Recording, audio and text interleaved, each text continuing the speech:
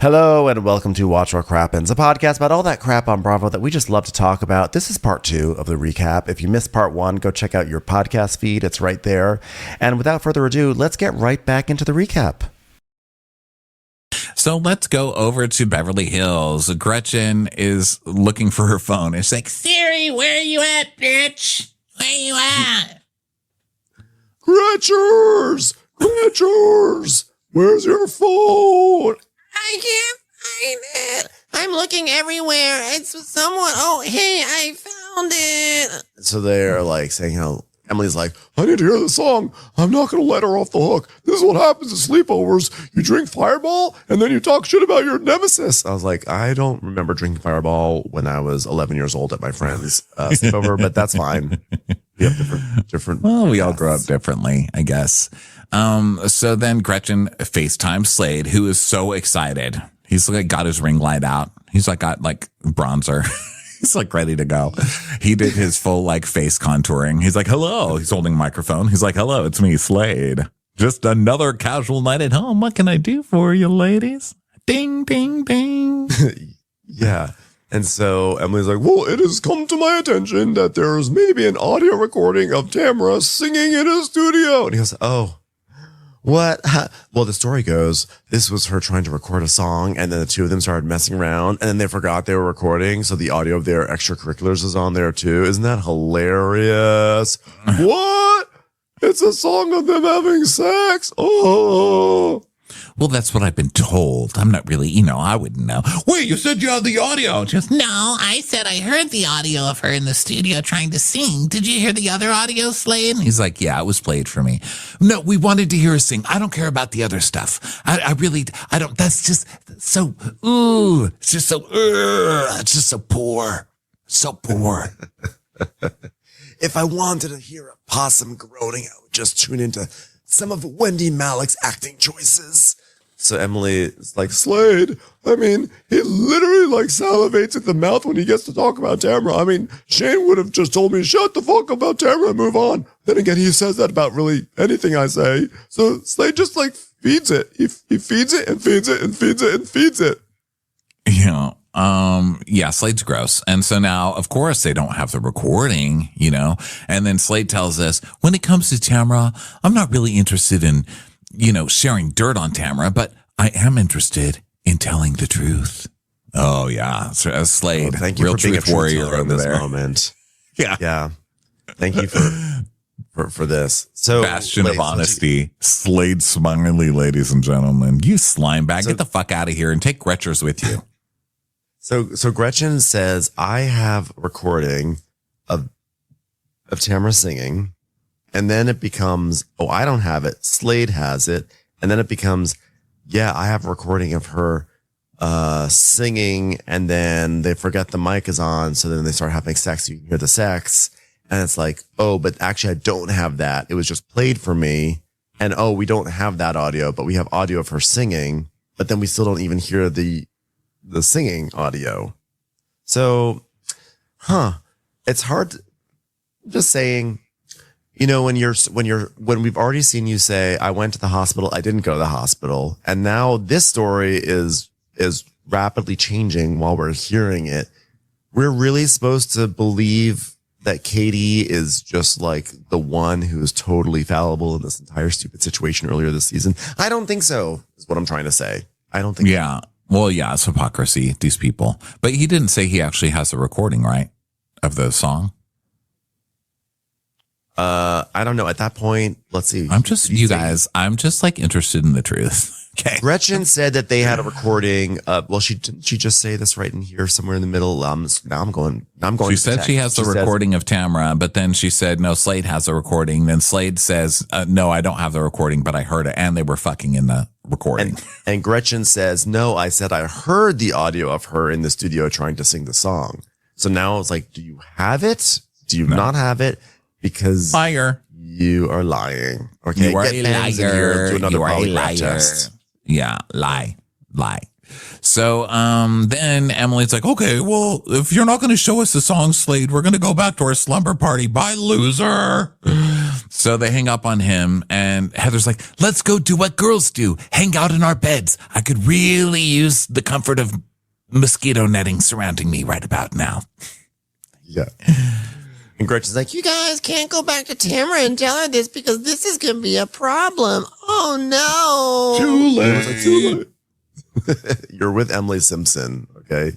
Yeah. So, And also, you just brought it up on camera and called Slade on. Like, what do you think is going to happen? So now she's going to try and turn it.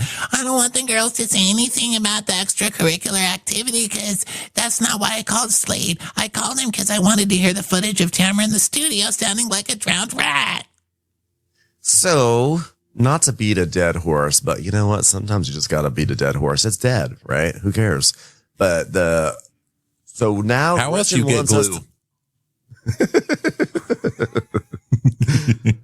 So Gretchen wants us to believe that when Katie says that there's a cover up, that Gretchen called and said, don't talk about this shit. Don't talk about this.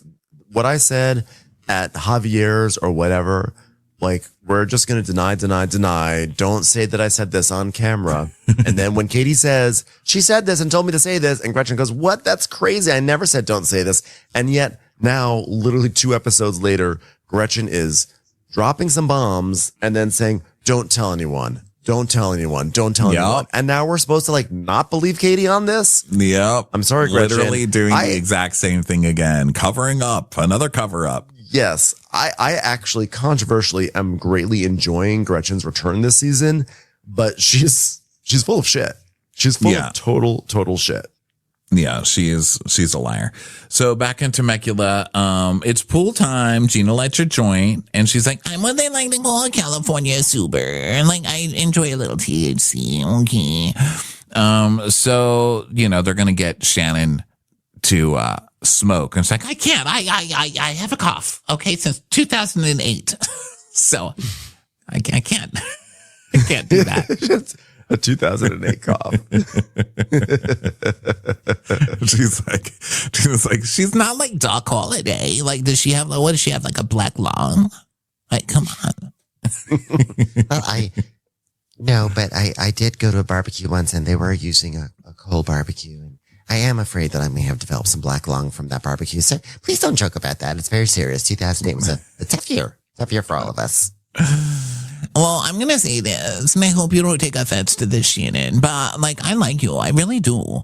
And I worry about you because, like, Matt just had a heart attack, and it freaks me out. And, like, I worry about you, Shannon. She goes, I'm good. I'm good. Thank you. Thank you for your lukewarm, passive-aggressive care, but I'm fine. Well, I'm so glad that someone had to almost drop dead before you had some shred of concern about me, but it makes you feel any better. I eat salmon regularly, occasionally stuffed with cream cheese, and my heart may be broken, but it is good. So don't worry about me. Don't worry. And Tamra, who just a couple of weeks ago got so wasted on booze and benzos that she had a breakdown and ran away and quit, now says, I think Gina's concerns are the same concerns that I've had, and it's Shannon's drinking. It just takes a toll on your body. Bye, Shannon. Please be quiet. We've seen you wasted and making a fool out of yourself on this show for over a decade, ma'am. I believe the term is not wasted. I believe the term is sloshed. That is the pot calling the kettle one black, and I will not stand for it. So you think you were going to call her and she's not going to answer someday? You think that's what's going to happen? He was like, no, it's just like, it's like over 40 now. I'm like very aware that you could have serious health things that happen to you. It's just like freaky. Like, I don't like that. It's weird. I feel bad. Well, inside I'm 26. Well, 28. Okay. I turned 28 inside. Okay. I admit it. My inside is 28. Are you happy? Well, I'm 28 on the inside, but I'm a dignified and classy inside 28, unlike that slutty outside 28 on the beach.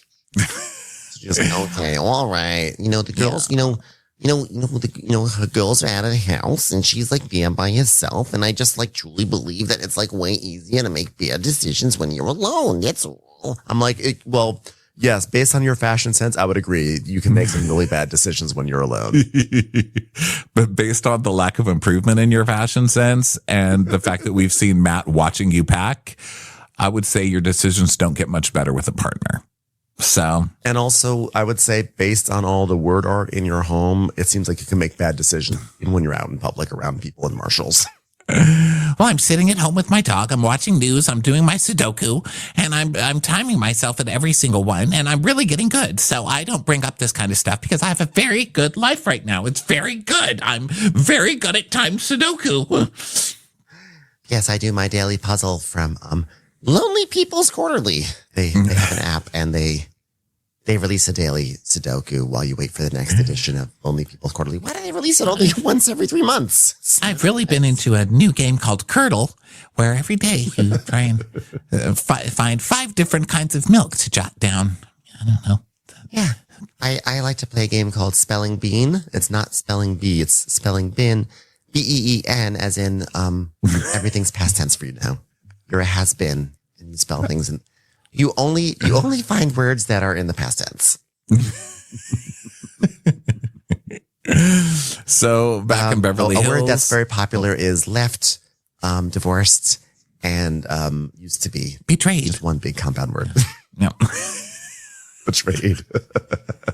Cheated on, which is weird because that's 2 words, but they accept it. So back in Bev Hills, it's time for bed, and they all led the slumber parties, and Gretchen's like, "Oh my God, legit, this is my favorite slumber party." "Stop talking, Gretchen, I'm trying to sleep." "But it's my favorite slumber party. I love you girls." "Good night, John Boy." "Shut up." "Emily, I love you." "Good night, Emily." "Shut the fuck up, Gretchen." Good night. Does anyone want me to sing them to sleep? You're never gonna break me. You're never gonna break me. Oh yeah. Oh yeah. It's like a mashup. She should do a mashup with Tamra. Okay. Yeah, she really should. So Temecula, it's time to wake up, and Shannon is stressing out because she's making something from a recipe and trying to turn on ovens and play with all of her bakeware. And she's just stressing out, going over all of her stuff. And Tamara's like, "Need help cooking?" And she's like, "Well, I may have a pot for you to stir." "Yeah, okay. Don't bother me. I'm very, very busy." I am making what everyone wants when they wake up: cauliflower rice, hash browns. So does anyone want some non-potato hash browns made of cauliflower? That's what everyone wants for breakfast, right? Hope we're down for some watery hash browns. So Tamara's like, she's like, "Sup, bitch? Like, how's your new house, Shannon? Are you ever gonna invite me over? Do I ever get to see Archie ever again? Hey, tell me about the house. Is it a hot house? Can I handle a hot person like me, Shannon?" And she's like, okay, I just have to focus on the cauliflower rice hash browns, okay? Because if you don't do it right, they crumble apart, sort of like my marriages. Okay. Oh, well, okay. I'm sorry. I'm just trying to concentrate. I've got 1 cup of blonde and another cup of beach and another cup of... I've just left you for a dumb blonde whore on the beach. God damn it, I hate hash browns. Yeah, I used to tell David, "Why don't we hash it out?" And he said, "Why don't you make me a hash brown?" And I loved when he would say that. Gotta get back to the hash browns. So is that a no? You don't like your hash and not inviting me over? What are you saying? I'm saying I am trying to concentrate on... there's 5 doors down from my other place. Okay, now I need more sugar. Could you look in the thing, see if you see sugar? Just see if you see sugar, Tamra. Okay, it's very important. Listen, please don't distract me. I'm trying to make some sugary cauliflower. Yeah. Can you please not distract me? This is going to be a delicious, sweet cauliflower breakfast. Let's hug right now. Hey, what's your favorite thing about me? My favorite thing about you is your hair, Shannon. I love your hair, Shannon. Okay, you know what? I have a job to do. I have to serve these women disgusting little hash browns, and she is distracting me. I would love that you smelled like jar olives. You smell like a jar of olives. Hey, you should have your own candle that smells like a jar of olives, Shannon. Tamara's like, "Oh, you're an Aries. You're just like Ellie. You can't even talk about something else." You know what's so funny? I was just talking to my friend Neil about how like there's certain zodiac signs that people always like announce that they are. people are always like, oh, it's Leo season. I'm a Virgo. No offense. I mean, I'm a Sag. People say Sag. I'm a Sag. But people are like certain ones people are always saying. I feel like I never hear people say, oh, I'm an Aries. Aries season has started, everyone. Aries. I was like, I even forgot Aries was I was at the party. I didn't even remember Aries was a zodiac sign. So just so funny that we mentioned that 2 days ago. And then now here comes Eddie. There we go. An Aries. Of course he's an Aries. And so now what we know about Aries is that they just want Shannon to shut the fuck. I mean, they just want Tamra to shut the fuck up in the kitchen. That's like all any Aries wants. It's in all of their horoscopes. Yeah. That's a really uninteresting story I told about Aries right now. I'm glad everyone enjoyed it. So Jen, no, it's actually true. I don't really hear people say that. Like, oh my God, what an Aries. Am I right? Like with me, people are like, oh, you're a Virgo. Shocker, Ronnie. Yeah, of course you're a fucking Virgo. People always talk anal about and Virgos. Judgmental. And, so I'm used to that. People just being, oh, you're such a Virgo. But yeah, you're right. You never really do hear it about Aries people. No one does like a shtick about Aries. People do about Virgo. They even do it about Geminis, Leos, maybe Sag. I don't know if people do it about Sagittarius. Do people do it about maybe Libras? Well, maybe people try to say things about Aries, and Aries people are just like, please be quiet. I'm trying to concentrate. So nothing really ever gains traction, They Like, put is the Aries kibosh even on a it. sign? I don't even know what Aries is. So, Yeah. Sorry, there'd be so many Aries people that'll be like, How dare you? please do not erase us. do not erase us. This is Aries erasure. How dare you? So Shannon's like, I've got a job to do. I'm trying to get breakfast on the table. Oh, yay, Aries. Aries face. You know what? Tamara's making an effort, but it's really like a guy trying to hit on a girl, and she's just not interested. Oh, my God, Shannon, just stop. Stop, Shannon. I mean, stop, Tamara. It's embarrassing. Hey guys, what do you guys think the girls are doing at the sleepover? And Gina's like, oh, probably getting out of their silk pajamas. And Jen goes, yeah, somebody else is definitely cooking. And Gina's like, yeah, I don't know how long Emily's going to endure fancy pants before she fucking blows. And then we cut to the sleepover. It's the morning. They're waking up. And there's not just a private chef. There's like a private chef and a sous chef in the kitchen making eggs.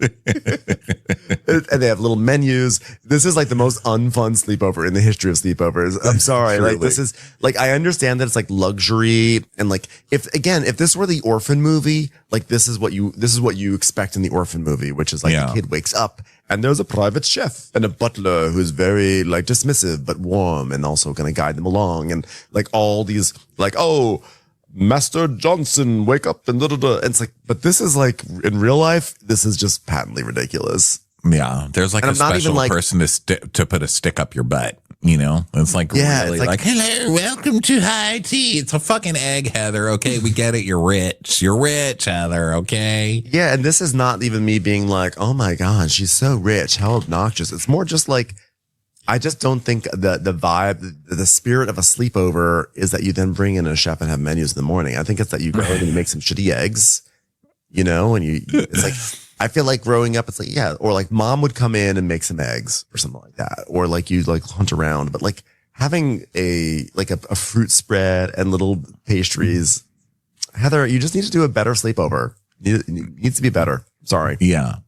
So Gretchen's like, hey, this looks so good. Is there any place to get a Starbucks around here? And the chef's like, we have coffee service that will be happening for brunch. Unfortunately, I do not have my own currency. You were saying Starbucks? No, I don't have my own dollars. Starbucks. Yeah, tie me over with something. Oh my God, these people. So she's like, I'm feeling a little hungover, not gonna lie. Hope I don't get in trouble. Gosh, I do not let loose at this age. Although I have been to the Goat Hill Tavern. And we see a flashback to Emily being like, yeah, see, we're like real Midwest. We drink at taverns. Oh, I've got a piece of pizza in my purse. Gretchen patting herself on the back for going to the Abbey and like a dive bar at 6 p.m. at night in both cases is like the most hilarious thing in the world. Like, you are not letting loose, ma'am. I hate to break it to you. And also the way she like, when she mentioned the Abbey and she like ran her tongue like through her lip, she did like this look. I was like, what? I was like, am I watching V all of a sudden? This was too much. This like lizard tongue thing that she did. Commercials. Here comes one right now. back in Temecula, Shannon's like, oh God, I just need to concentrate. Could you please beat these egg whites until they're stiff? Please. Okay. I'm just worried you're going to have a heart attack and die, Shannon. I mean, come on, calm down. Okay, it's a little too fluffy. So fluffy that you're going to die? Are you dying? Shannon might be dying, you guys. I'm so worried about Shannon. You over whipped the egg whites. You did it. You ruined it. And now he's going to leave you. What are you talking about? Nothing. I'm fine. I love being alone, and I definitely do not talk to my egg whites in the morning. I don't do that. Okay, let's get these egg whites going. All right. So everyone, I hope you're all excited for a delicious breakfast of sweet cauliflower, rice, hash browns, and egg whites. Okay, is everyone ready for this? Fun times in Temecula. Wow, you really whipped this stiff, Gina. And she goes, yeah, I have that habit. Travis is an easy target, though.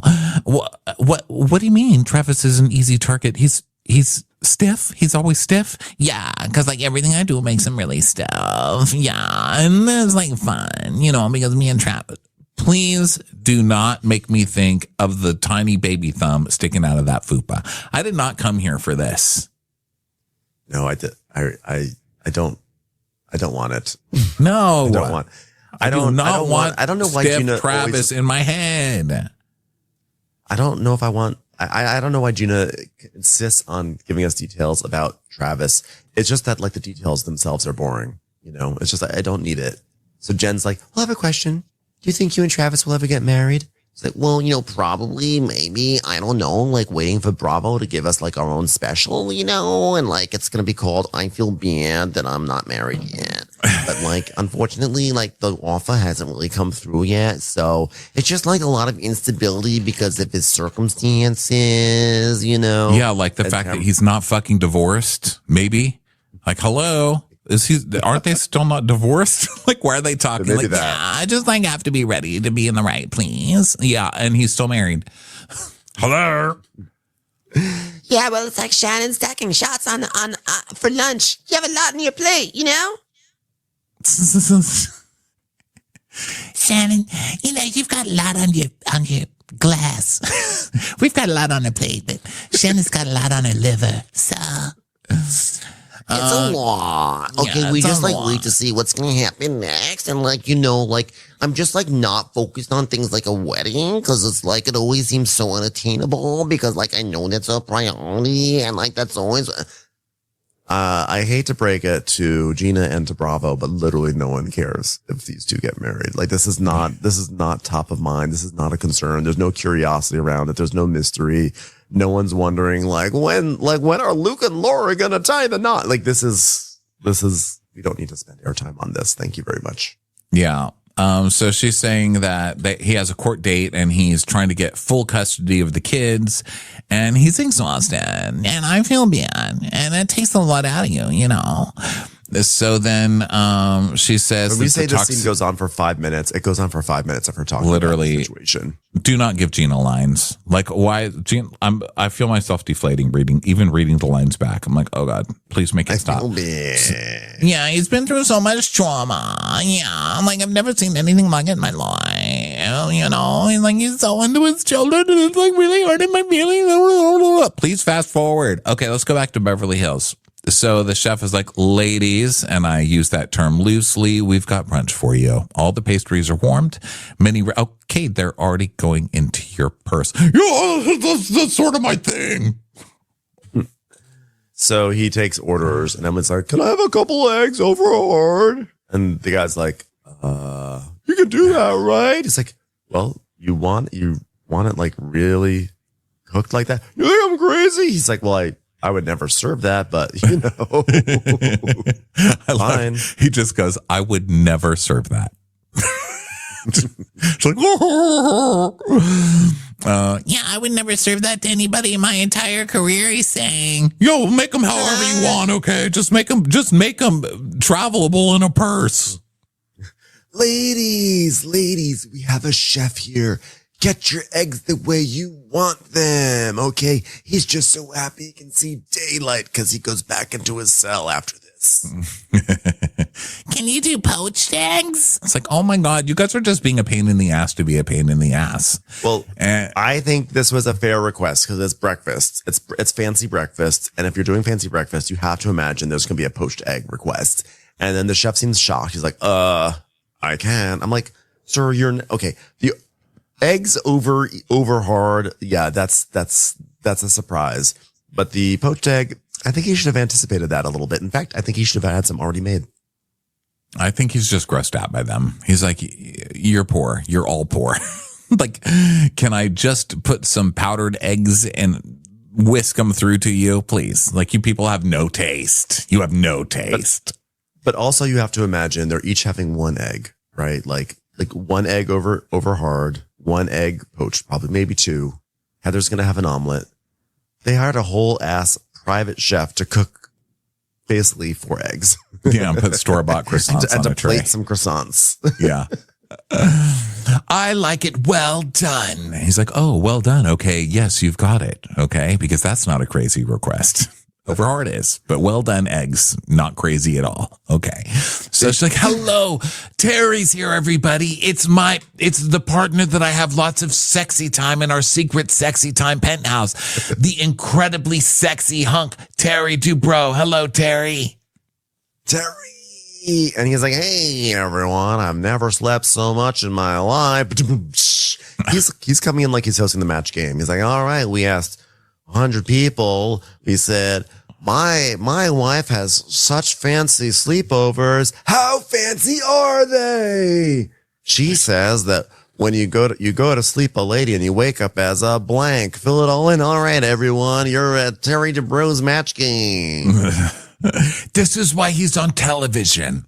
All right, Heather, sit down. Terry, sit down and be wacky. You know, everyone, Terry would love a sleep divorce. Wait, what does that mean? It means you sleep in another room. She's like, oh, yeah, that's what's happening right now for Slade and I. He just snores so much, I make him sleep on the couch.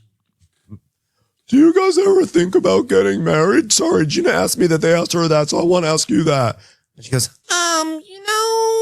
It's just like, I've never had an issue with like wanting to get married. So like, yeah, I would love to. well, I remember years ago. I mean, this was so long ago. I think this was when you were claiming that a casting producer wanted you to be in Malibu country, which of course the goal went to me eventually, but it was a hilarious thing that you tried to even attempt to be an actress like I do. I mean, last time I checked, your IMDb did not have a pilot for CBS that was based around you. Anyway, I remember years ago when we first talked about it, you were worried about financially getting were married. we talking about it in my trailer? I don't think that you ever got to come into that.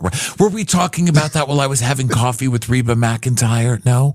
Yeah. God, where was that? Was it craft services? Oh, maybe I'm confusing it with when I was on Hot in Cleveland and I was talking with Betty White and she said that if times were different, she would have liked me to have played Dorothy on Golden Girls. It's hard to remember. Now, I don't remember if you were there, but I do remember Betty White suggesting I get you spayed. So was it then or? Oh, so that's where it all happened. She said you need to get spayed, but you heard I need to get slayed. And then here we are. So she's like, yeah, so you were worried about finances. And she goes, Oh, yes. and Gretchen is very uncomfortable with this whole line of questioning, by the way. She, like, her face automatically falls and she's very suspicious because she did this for a long time and she knows she's about to get pummeled, you know? So first they get you over for girls' night and then they're going to pummel you in the morning. So she's like, yeah. And we see a flashback of 2012 when she's saying, Because Slade is trying to get caught up on some of the back dip and trying to get things resolved in court. I don't think that we should get married. oh, really? What was he trying to resolve in court? What back debt was that, Gretchen? Was it child support? Dun, dun, dun. So Heather goes, well, so now that you feel like that's all handled, you're on the road to being wealthy someday, so maybe you should get married. And she's like, Well, it's not that it's all handled. I just feel like I've been with him for like 16 years and I know who he is and I just feel more confident, you know? and she basically says that like, you know, like we're basically husband and wife. I mean, we actually did a ceremony with an ordained pastor, but it's just like, you know, paper doesn't make us married or not. In God's eyes, in our eyes, we're married. I mean, who even needs laws at this point about who can marry who, right? Which is why we should maybe take some of them away. So anyway, the point is they're totally married. Yeah. So you have everything financially separate? Yeah, are your bank accounts together? I mean, listen, two tinies don't make a large, but still. And Gretchen's like, No, we never done that. I have my own money and my home's in my name, and I've always been very strict about it. I never wanted a man to control me financially. okay, but you should have a man with some finance, right? I mean, it's your house, so you make the mortgage payment, or does he like pay rent? No.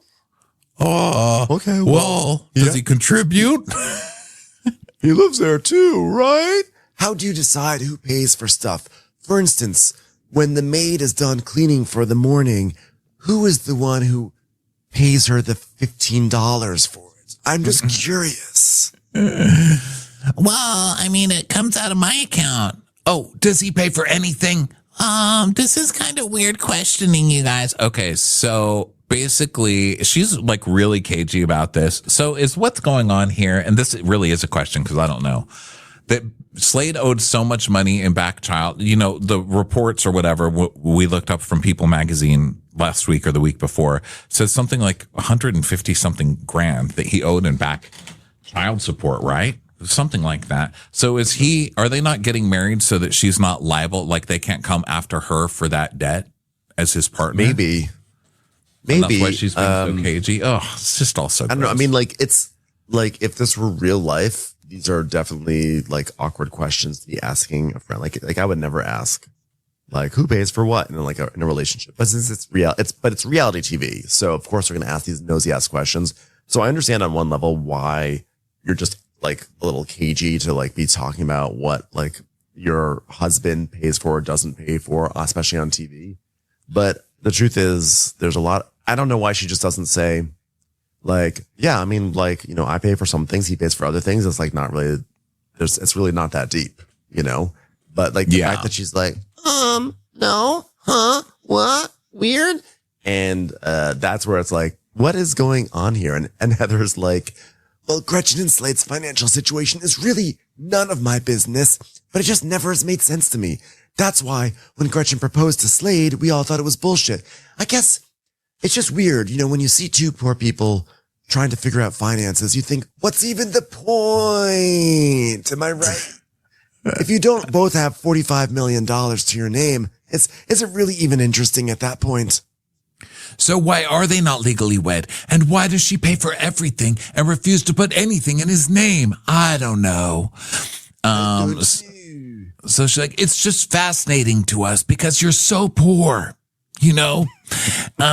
we'd just like to see how that stuff. And Terry's just like, oh my God. Question. I mean, look, we're one person. We have everything in the same pot over here, right, Heath? Gretchen, if you were to say buy a box of Cheerios, do you each pay for individual Cheerios or do you buy the box in total? I just want to know how it works. Yeah, like as soon as I married Shane, we had a joint checking. Like everything was joint. I didn't sign a prenup. Yeah, we never had that. We never had that. Well, that's strange. I mean, what's the arrangement? Does he work? If he works, what is he paying? I mean, he's got a crooked penis. He has to have it worked on. Like, what is he contributing? So Gretchen's like, I need a nap after that coffee. so Heather's like, by the way, have you ever had a chair massage before? No. Oh, I thought you had because you probably couldn't pay for the actual humans to do it for you. Anyway, just curious. Okay, sit in this chair. Oh, sorry, there's still some human hair on here. Can we turn the electric function off? Alfredo has already been removed. Sorry. Smaller space here, so we've got to double up the electric chair and the massage chair. Don't worry, you'll be safe. Probably. So then they're laughing about like last night and like, oh my God, that was so funny. Like, You guys got me in trouble last night. you got yourself in trouble, Gretchers. What didn't you do except have a great time amongst girlfriends who are youthful and relatable? Well, somebody asked something about a pop song. She goes, that was you. Emily's like, yeah. And then you were like, she had an affair with a guy from Nelson. Gretchen fully entered all of this into evidence herself. She goes, You guys, stop it. I don't know anything about that. What's even Nelson? It doesn't make any sense. You told us. No, Slade said something about it. I didn't say anything. I said nothing. Deny, deny, deny. And Heather goes, Slade is your henchman. We get it. I like that they just call her out. They have no problem just calling her out left and right. but also they also don't seem to have a problem with her blatant lies. Like Gretchen is clearly changing her story. She's lying. And last time I checked, Emily went full nuclear on Katie for lying. And then here's Gretchen doing it. It's like, oh, classic Gretchers. Yeah. When they just kick somebody off, based on lies that Gretchen was telling and accuse that person of lying. They don't see anything crazy about any of this.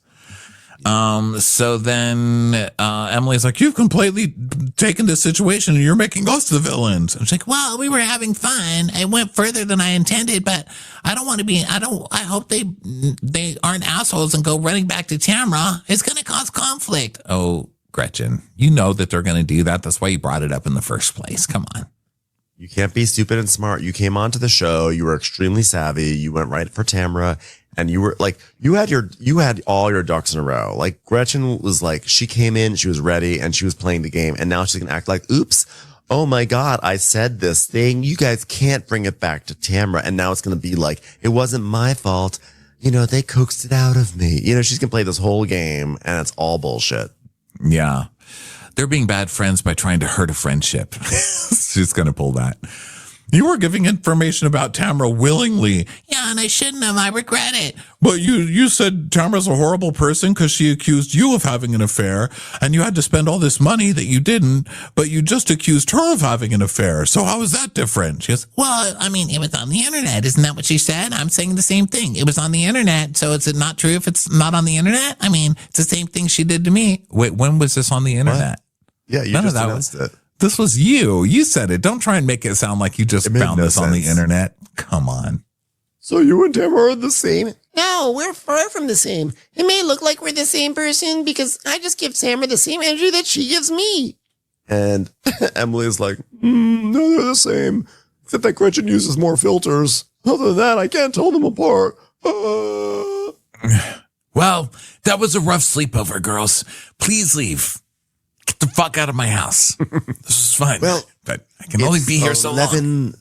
11:43 a.m., which means that our fun times have officially ended. So one of the Alfredos will see you out, and I'm going to go back into my lair. Thank you. If you're still here when the fumigator comes, it kind of destroys the point of having the fumigator. Please go. Take all of your rags with you. Thank you. And I'll be taking back those personalized pajamas and returning them. It's time for a commercial. It's time for a Crappens commercial. Back in the other place, they eat Shannon's brunch, and it looks good, shockingly. And they start talking about Archie and kids, and Shannon's like, well, when I leave, I always feel so guilty that I say, Archie, I'm sorry, I'll make it up to you. And I talk to him because there's no one else to talk to. I mean, Sudoku doesn't answer back either. That doesn't really stop me. I just say, Archie, I'm 26, and don't you tell anybody different on the inside. You know, it's kind of funny because I always feel guilty when I leave him and I say, I'll make it up to you, Archie. And yet he never says to me that he'll make it up to me after I was framed for crashing into a house when I was just walking him because he insisted so much. He was like, woof, walk me at 1 a.m. And I said, fine, Archie. And has he made it up to me? No, but that's okay because I give everything. I try to make these relationships work. Yeah. So then Jen is like, well, that worries me for you. You're home alone with Archie? I mean, last night you were saying, I think about you, I have concern. And I mean, you were talking about it in the hot tub, Gina. So what do you think? Gina's like, I'm concerned. Oh my God. You're really only worthy if you have a man in your life waiting for you at home. Yeah. I just don't understand these people without men. What do you do without a penis in your life? How do you live? Is she going to kill herself? Should we put her in a hospital? What's happening to Shannon? People can't be single. You people are so ridiculous. Shut up. She's going to survive this. The best thing for Shannon is to be single. Have you seen the men she picks? And what are you guys acting like? You've got fucking Ryan at home, and the other one's got Travis's fupa at home and his 19,000 children. So, you know, sometimes being single is a better choice. Wait a second, I'd like to weigh in. You still got a therapy, Shannon? She's like, yes, I do, multiple times a week. Oh, well, yeah. I mean, yesterday, I have a question. What takes you from I'm upset and pissed to like total derailment? I was like, geez, maybe it's Tamra constantly accusing her of being an alcoholic and trying to paint her as this awful person on TV time and time again, and then just deciding that she wants to be a good person all of a sudden. And Gina's also doing the same thing. I mean, Gina's acting so innocent, like, Oh my God, I just care about you, Shannon. but she's totally concern trolling. I mean, how many times on this trip already has she been like, Shannon, I'm so worried about you. You know, your health. Like, you could die. Like, I'm really worried about you, Shannon. come on. I know. They're all doing this, and then they're wondering why she's like slowly coming undone. Because you're undoing her. Yeah. Well, I mean, we do talk about catastrophizing in my therapy. So, for instance, a good example would be like, for instance, yesterday, I was looking for a can of tuna fish to have for lunch and I couldn't find it. So I instead had 3 pints of ice cream and I thought, this is a catastrophe. So, that's something that we discuss. Yes. Well, I'm not really sure what that word means, but single people do like cats. So if that's what you're into, then you should totally do it. Well, I grew up like, you talk about like, you don't know what's going to happen every day. That's how I grew up. I grew up in a bit of chaos and it was tumultuous. And my mom told us she was going to divorce my dad. And I was in college and I came home for the weekend and the process server didn't get to my dad by 5 p.m. on a Friday, which is the last time I'll hire a Marilyn Monroe impersonator to serve papers to my father. Especially one that works with government hours. So we came home and we had a barbecue and we played tennis as a family. And I just felt so bad for my dad because we all knew that we had to fake it for my dad, my poor, sweet father. Yeah, but didn't you also say he had a drinking problem when you were growing up? And just Shannon goes, you know what, Tamra, I get that you're trying to be helpful, but my dad is fucking 96 years old and he's a different man. And there's just a certain level. Like, I don't want to hurt my father. Do you understand? why? Because Shannon is like, why the fuck are you bringing up this like sacred detail? I told you on camera right now, you're just going to like let everyone know that has a drinking problem, which of course, like I totally get it. Although wasn't he like throwing back some martinis at the Marilyn Monroe lunch too? Although that's not really a problem, but like, it's just, Tamra was being totally shitty in that moment. And I love that Shannon just called her out right there. That was hilarious. And Tamra's like, Well, I'm sorry. I'm just not trying to hurt your father, and if it makes you feel any better, drunk people don't feel as much. Look. she pinches her under the arm. See, I didn't even feel it. Tamra, you say things like that. He's not even like that anymore. How could you do that to my father? Yeah, how dare you? Never in my wildest dreams did I think that a private conversation with Tamra Judge would ever be brought up on camera. How dare she? I mean, we will still, I remember the first season that Shannon was on and Tamra just was evil to Shannon. So evil. And then Shannon the next year became friends with Tamra and we're like, what are you doing? This lady was terrible to you. Be careful of this lady. And she just kept on going in. And now all these years later, she's like, well, I cannot believe it. I cannot believe that Tamra would use a personal detail against me on camera. Inconceivable. Yeah. I'm just trying to help you, Shannon. She goes, but that's not helping. That's not helping me. That's not helping me. Okay. Well, saying that she did have some struggles growing up, I mean, that's all I was saying. With an alcoholic father, and it's probably why you're drunk too, because it comes from a long line of alcoholics. So why are you even arguing about it? Even Gina said you'd be dead in your house with Archie eating off your face one day. Drunk as a skunk, dead as lead. That's what Gina said. Your dad even called you an alcoholic. Your dad called me drunk one time and said she's an alcoholic. I'm just trying to help you, Shannon. You know what? I don't think that she said that to actually try to hurt you, Shannon. Okay? Because I feel like Tamra's gently trying to connect with Shannon and help Shannon speak about something that she knows is difficult for her to speak about. Because that's what Tamra does. She tries to help people all the time. Tamra's a good person. And you know, Shannon could die at any moment. So, like, it's important that they have these talks. So Tamra's like, do you talk about this stuff in therapy that you go to?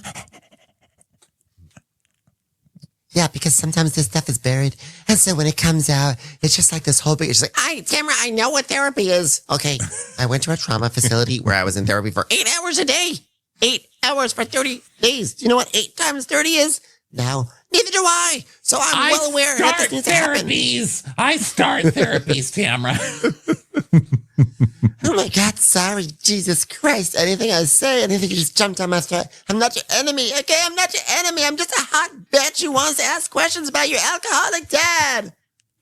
So immediately she goes inside and she goes, Fuck my life. I'm not even going to try with that bitch anymore, drunk, stupid bitch. Why don't you have another glass of champagne, drunkie? And Shannon's like, well, for her to explain to me how therapy works, I'm the one who invented therapy in the first place. So now it's pretty funny, Tamra trying to explain therapy to Shannon. No one has been to more therapy than Shannon. Like, Shannon lives for that shit, okay? Tamra, you've been in therapy 5 minutes. You don't get to tell people what therapy's like. Well, I have to say, I disagree with you, Gina. I disagree. Yeah, I think the statement about her dad, that's like not nice. I think that she's right. I think Shannon's right. Gina's like, what are we going to do with this? Well, what are we going to do with this now? She's like, I don't know. Let me go see what's going on with that monster inside. So basically Jen susses out that, she's like, Tamra is smart enough to know that she's not going to call Shannon an alcoholic anymore. But what she's going to do is she's going to say, oh, Shannon, your father was an alcoholic, right? And then create a connection to make us be like, so there it is. So you're an alcoholic because it runs in the family. Yes, basically. And she's right. And Tamra's still going, Have another glass of champagne, Shannon. I mean, is it me or anything I say to her? It's like, I know, I got through it. she's like, okay, but the dad comment, you weren't making a dig? No, Jesus. She's just worried it's going to make her look like she has a drinking problem because her dad did. You know, I don't think she cares about her dad at all. She only cares about her reputation, which I was trying to ruin by insinuating her dad's drunk, so she's drunk too. I mean, what is confusing here, Jen? I don't know. It's so confusing, everything. I mean, but these are all necessary steps, Tamra. You're extending an olive branch, so that's what you're doing. And Tamra's like, yeah, well, how long do you just expect me to keep on doing it? You can only extend so many branches before the tree falls over, right? So Gina's like, I think it's like really good that you speak up for yourself in the moment, Shannon. Like, that offended you, and it's good that you told her it offended you. Last time I checked, that's what Shannon always does. I mean, like, how much footage do we have of someone saying something to Shannon and her having a total meltdown and storming out? This is like, I mean, this Shannon's weird therapy is. Gina is so annoying. She's like, Oh my God, like I think everybody's like working on it about it. shut up, Gina. First of all, now that said, Shannon is making this whole thing miserable. She has made this whole trip miserable. Like, they're at least trying to have fun. And Shannon is like the misery queen, you know? So I know it's probably not easy for like Gina and Jen especially to be stuck with her, but this isn't helping. Like, Yeah, like you guys need to learn boundaries and like therapy and like possibly not die of kidney disease because I think you're dying. Shannon, Jen, does Shannon look yellow? I think she's yellow. Hey, does anyone have a mirror? Can we put it under Shannon's nose to see if she's still breathing? Shannon's like, I am breathing. I hear you. I don't hear Shannon. I think Shannon died. Shannon, did you pass over? I am right here. I don't see her. Did she disappear? Where's Shannon? Oh my God. Was she taken to heaven? I am alive and well because I just ate some cauliflower, some sweet, sweet, sugary cauliflower hash browns. So now they're all in the kitchen and Gina's just saying, you know, you guys are just navigating. You guys are finding out your new normal. And Tamara's like, You know, I really was hoping for the best. I had all good intentions, but no matter what I do, no matter how many shitty things I say, Shannon's just going to find fault with me. And I don't think there's anything left for me to do. Oh, apparently you can't call someone's dad an alcoholic anymore. so Jen is like, Shannon, if it makes you feel any better, she did say the comment about your dad was not a dig. And I asked and I said it felt like it was a dig. And she said it wasn't. So then Shannon like sprawls out her arms. She does this move like she's like trying to guard a football player. She's like, Oh, of course she said that. Of course that's what she did. It doesn't matter. It doesn't matter. It's like, Shannon, are you trying to flag down a plane? Yes, I am. It's a plane called. I don't give a fuck anymore about Tamra, Judge. I'm done. Oh my God. She's moving her arms around like someone with a deadly disease. She's possibly dying right now. I just can't, Shannon. I just can't. So Shannon's like, well, I'm not a dummy. And she's got an excuse and explanation for everything. And I don't believe it anymore. The 26-year-old inside of me doesn't believe it. The 28-year-old certainly doesn't believe it. And I don't believe it. I mean, these women are literally 61 and 57 years old. And 26 as well on the inside. And they're acting like they're in goddamn middle school. It should be studied by therapists. And that's the end. That's the end of the episode. A big, rowdy, ridiculous episode. So I guess we'll see what happens next. But obviously, the talk about the singing, Tamra's singing and banging potentially Nelson comes to a head next week at some sort of dinner party. But until then, thanks everyone for being here. We'll be back on Monday with a Real Housewives of Miami recap. And hope you all have a great weekend, and we will catch you on the next one. Bye. Bye. Watch What Crappens would like to thank its premium sponsors. Ain't no thing like Allison King. It's always a party on Allison Block. Our way is the Amber way. It's the Foster and the Furious. It's Amanda Foster. It's always automatic with Ashley Auto. Put your hands together for Carly Clapp. Get on the right foot with Chrissy Offit. She's not just a Sheila, she's a Daniela. Etchels. We never miss her call. It's Diane Call. Aaron McNicholas. She don't miss no trickolas. Hava Nagila Weber. You'll never hide from Heidi Eleanor Jones. I go, you go, we all go for Hugo. Jamie. She has no last namey. She's our kind of mess. It's Jennifer Messer. Sipped some scotch with Jessica Trotch. She's our favorite streamer, Caroline Peacock. Kristen the Piston Anderson. Get a bee in your bonnet with Lacey B. K Sarah Sarah, whatever will be, will Lauren Silsby. She gets an A from us, it's Lindsay D. Let's give a kisserino to Lisa Lino. Fresh as a daisy, it's Maisie McKinnery.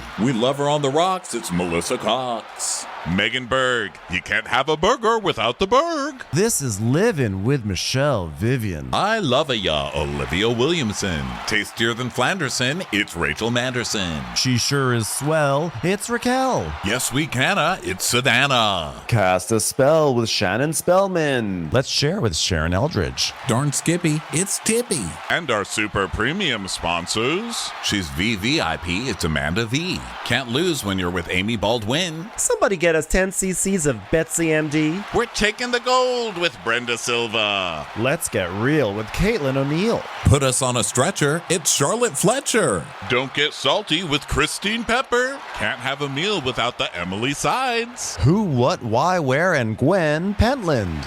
Let's go into the woods with Guy Tubbs. It's our queen, it's Queen Laifah. Nobody holds a candle to Jamie Kendall. Hail the cork master, the master of the cork, Jennifer Corcoran. We got our wish, it's Jen Plish. She's not harsh, she's Jill Hirsch. My favorite Murdo, Karen McMurdo. We love him madly, it's Kyle Pod Shadley. In the study with a candlestick, it's Leslie Peacock. Gee, it's Lisa H. We're ride or die for Lisa Ryder Barron.